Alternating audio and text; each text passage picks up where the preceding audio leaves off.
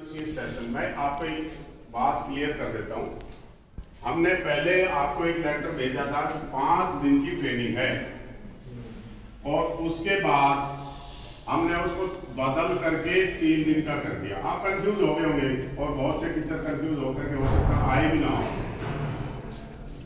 तो ये कंफ्यूजन होना ऐसी कोई बात नहीं थी। 5 दिवसीय जो हमने ट्रेनिंग डाली थी, देखो जब ट्रेनिंग जाती है तो सबसे पहले आप उसका हेडिंग पढ़ा करो कि लेटर जो आया है उसका हेडिंग क्या है। हमने वो डाली थी कैपेसिटी बिल्डिंग की, और वो कैपेसिटी बिल्डिंग प्रोग्राम हमने पिछले वर्ष आप लोगों का करा दिया था। लेकिन इस बार ये कहा गया था जो बच गए पिछले साल किसी भी कारण से नई अपॉइंटमेंट हुई हो या कोई, उनको कंटिन्यू करवाना है।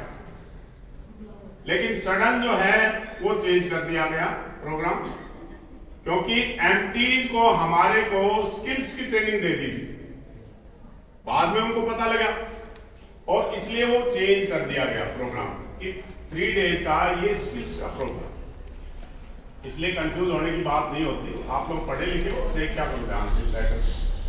और रही बात इस ट्रेनिंग प्रोग्राम की 3 दिवसीय की, कि ये 3 दिवसीय जो प्रोग्राम हम आपसे जो करवाया था उसमें हमने स्किल्स डिस्कस करनी थी। बच्चे को कैसे पढ़ाना है, किस तरह से पढ़ाना है, क्या एक्टिविटी यूज करनी है, क्या टीएलएम यूज करनी है। अब वो समय चला गया रटने वाला। अब तो हमने समझ से नई एजुकेशन पॉलिसी यही कहती है कि रटने की थ्योरी को एक साइड में रखो, बच्चे के अंदर स्किल पैदा करो।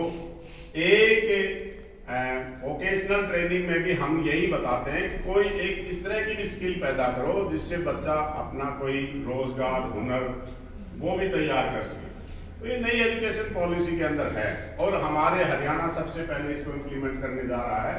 और 6ठी क्लास से नई एजुकेशन पॉलिसी के तहत क्लास से के अंदर किताबें आनी शुरू हो गई हैं, आ गई हैं, और उनकी हमने एक ट्रेनिंग करवा दी है मैंने। और अगले साल आप सभी की ट्रेनिंग फिर करवाएंगे हम। नई एजुकेशन पॉलिसी के तहत बुक्स की ट्रेनिंग हम करवाएंगे, उसके लिए तैयार। ट्रेनिंग जब भी आते हैं, देखो 50 घंटे की ट्रेनिंग आप कंपलसरी है आप सभी की, तो उसके लिए आप तैयार रहा करें।